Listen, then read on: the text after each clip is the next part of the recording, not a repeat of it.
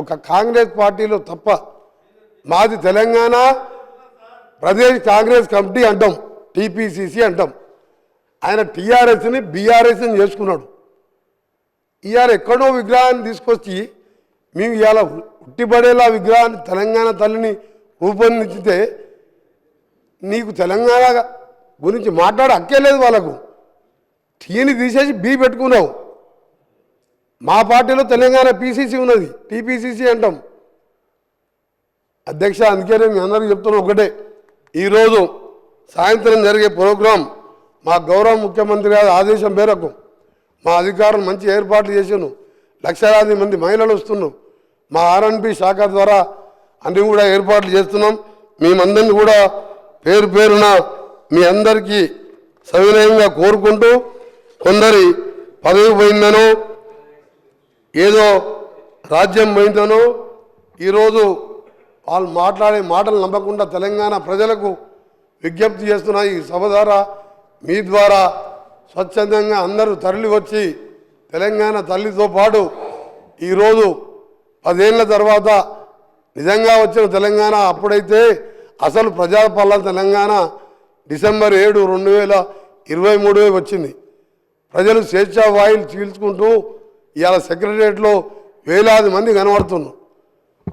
ఒక సంవత్సరం కింద సెక్రటరియట్లో నాలాంటి ఎంపీలకు పాస్ అడిగితే కూడా ఇవ్వలే. ఇవాళ సామాన్యులు వేల మంది తెలంగాణలో తిరుగుతున్నారు.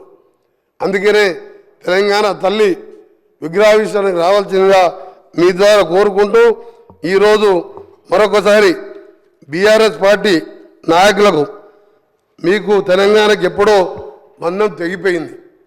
మీరు టీ తీసేసి బీ పెట్టుకున్నప్పుడే మీకు విగ్రహం గురించి కానీ దేని గురించి కానీ మాట్లాడే హక్కు లేదు మీకు. అందుకనే మీ నాటకాలు ఆపిపెట్టి గౌరవ ప్రతిపక్ష నాయకుని చెప్తున్నా, అక్కడ కూర్చొనేమో దేవతన్నావు, 14 మంది కుటుంబ సభ్యులపై కాళ్ళు మొక్కొచ్చినావు. నువ్వు లేకుంటే తెలంగాణ వచ్చేదే కాదు తల్లి అన్నావు. ఇవాళ ఏం మార్పు వచ్చింది? ఇచ్చిన రుణం తీసుకోకుంటే కనీసం పుట్టినరోజు కూడా నువ్వు శుభాకాంక్షలు చెప్పలేదంటే తెలంగాణ మర్యాద ఇదేనా?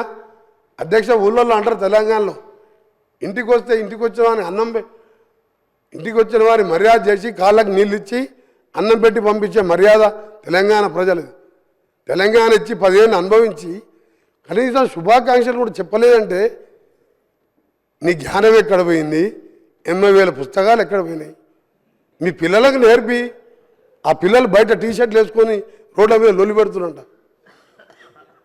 అందుకే అధ్యక్ష, మీ ద్వారా తెలంగాణ ప్రజలందరికీ మరొకసారి మా ప్రియతమ నాయకురాలు నిజంగా 1100 మంది పిల్లలు తల్లిదండ్రులు ఇప్పటికీ ఆ పిల్లలను చూసి ఏడుస్తుంటారు. కానీ పైన ఉండి వాళ్ళు ఇవాళ తెలంగాణ డిసెంబర్ 23, 7వ తారీఖు నిజమైన తెలంగాణ వచ్చిందని వాళ్ళ ఆత్మ శాంతిని కలగాలని సెలవు తీసుకున్న అధ్యక్ష, ధన్యవాదాలు.